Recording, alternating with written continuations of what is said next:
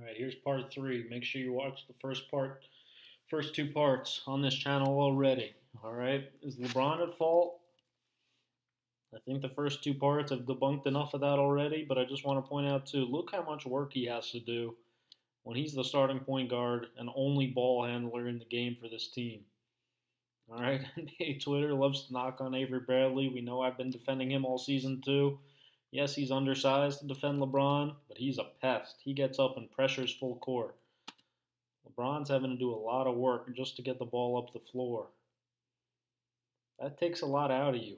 Having a guy in a stance who's going to come up and pick you up full court all game, and you're basically the only guy on the floor who can dribble, that's a flaw of the roster construction.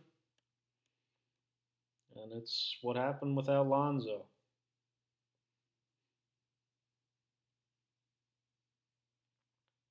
Here's another clip that the Twitter critics love to show is LeBron not playing any defense.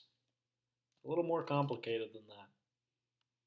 We love these quick bite highlights that don't really tell the full story, right? Muscala switched on to Conley. LeBron does a good job being on the help line. Sees Muscala get beat, comes over to stop the ball like he's supposed to do. Trap the box. Great defense right there. Lakers are overall doing a good job being zoned up. Caldwell Pope, great position. He takes the first pass. LeBron goes to take the second pass. But you know what? He sees Caldwell Pope come to take the ball too. So LeBron realizes, okay, I'll let him take the ball. I'll get out of here.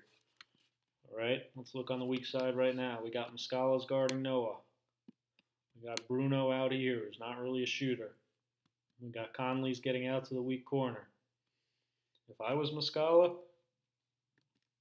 I'm not leaving Noah to go chase Bruno Caboclo when he's 2 passes away from being 2 passes away. Just kidding. He shouldn't have left Noah. If I'm Ingram right here, I'm underneath. I'm a little worried about Conley getting to the corner, but I'm also seeing what Muscala does because I'm seeing my man in the ball, and I'm reacting to him go out by stopping to take the ball. LeBron, all right, yes, he could have done a little bit better and seen the ball better too and seen the mess up, but you know what? All 3 of these guys could have potentially taken Noah, and this could have been avoided. By the time they all ran past, though, I heard some people say, oh, LeBron just quit on the play. When your momentum's going this way, and that's when you realize that Noah has the ball driving, unless you want to go over and take a flagrant foul, make a dirty play, which LeBron mostly doesn't do, you let him score the basket. All right? That's not quitting on the play. That was a complicated defensive rotation that they messed up as a team in the second quarter of a game. It happens. Nobody's perfect. What about this one? Surely that was LeBron's fault, right? Well, maybe. You think I'm crazy? Okay. First of all, here's what I'll say. Once again, Bruno, about a 30-ish% three-point shooter. Very unproven. LeBron, we know, has a penchant for giving guys dare shots. He likes to get in their head. He plays Ben Simmons basically down here. That's where he plays defense on Ben Simmons. All right? He plays the mind games, the mind tricks a little bit. All right? Part of this is, yes, daring Bruno to beat them. And you know what? Sometimes the guy makes a shot, you get screwed. Okay? Another part, though, the Lakers have strange pick and roll rotations. I've kind of talked about that in the first 2 parts of this video already. One thing they do, though, usually when the ball is going towards LeBron here, the guy who would be responsible for helping on the roll would be the guy on the weak side. The Lakers, though, they seem to have this guy right here in this spot be the help guy on the pick and roll a lot. And they're kind of aggressive again, show, trap. They get 2 guys on the ball all the time.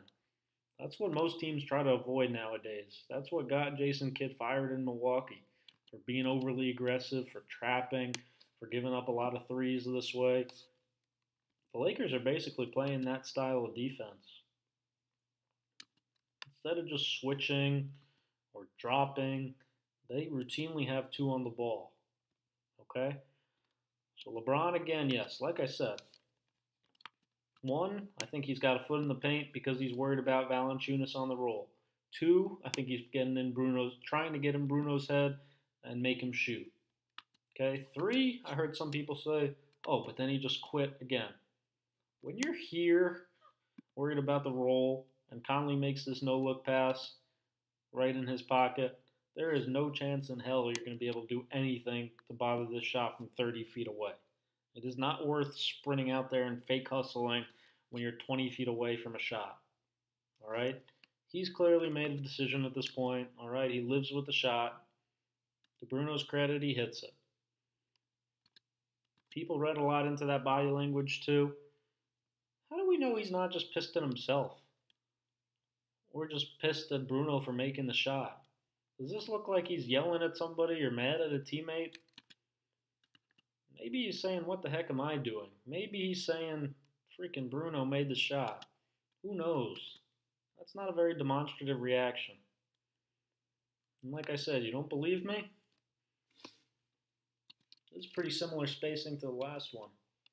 Like I talked about, most teams would have the help come from Ingram. The Lakers, once again, 2 on the ball, aggressive, trapping. Ingram has a foot in the paint, but they seem to want LeBron to come in and be the help guy on the roll, which he does. Covers back out to Bender, who's like a 12% three-point shooter. He lives with him shooting. Bender hits that too. The other thing, again, we notice when the guy makes the shot, but do we pay attention all game to how LeBron's guarding him? Is he guarding him here? Does Memphis care? Do they trust Bruno to make this shot? Look where LeBron is again. If he makes this pass, there's no chance in the world that LeBron gets it contested. All right, yes, LeBron plays some dare defense, like I said. You can take issue with it. It's not perfect. It's what he does, though. And just to show you it's not just LeBron and it is the scheme, here's another clip. Same exact situation. This time LeBron's on the weak side. Like I said, other teams, LeBron would be the guy to come in and really help on the pick and roll. For the Lakers, they like to have it be this guy in the corner. That's a rotation I haven't seen much in the NBA. Again, it's a coaching question. I don't really agree with it. But they have this guy come in. So, again, you saw LeBron give up the open three. But maybe there was some doubt in his mind about thinking that he had to come in and help on the roll, like you see Hart do here.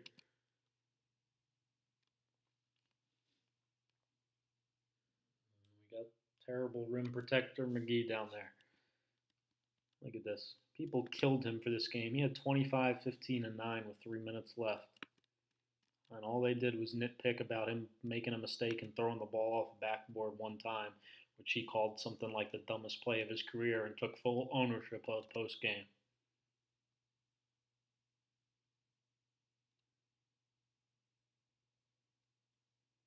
Is he perfect? Definitely not. He makes mistakes. Like I said, is his effort perfect on this play? Get in the fight. That wasn't good enough by him there. Like every player on the team, he's going to make a mistake. Was this enough of an effort to get back in front of Kelly Oubre and stop the ball or give a hard foul? No, that wasn't good enough.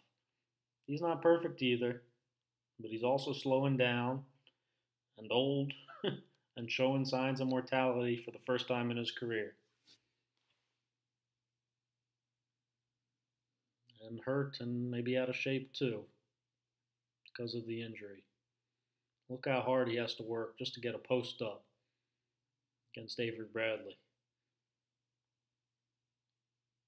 He's still doing all the things he did. I just want to point out, though, how much of a load he has to carry for this team, how hard he has to work for every post up, how much he has to do to get his shot off, to create space, how good of a job he still does reading the defense, reading how they collapse, finding shooters, handling in pick and rolls, making these left-hand hook passes right in shooters' pockets. I just hope we still appreciate greatness. Even though guy gets up, pressuring him full court, like I said, Avery Bradley taking a lot out of him, playing point guard full game, running the offense every possession, having to do everything. He still finds a way to get through the defense and finish at the rim.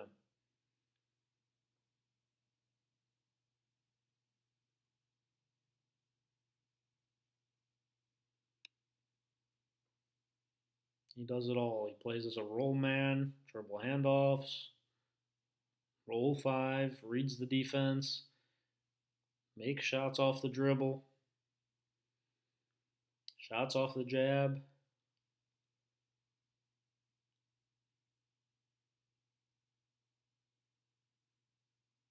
Runs and makes plays in transition.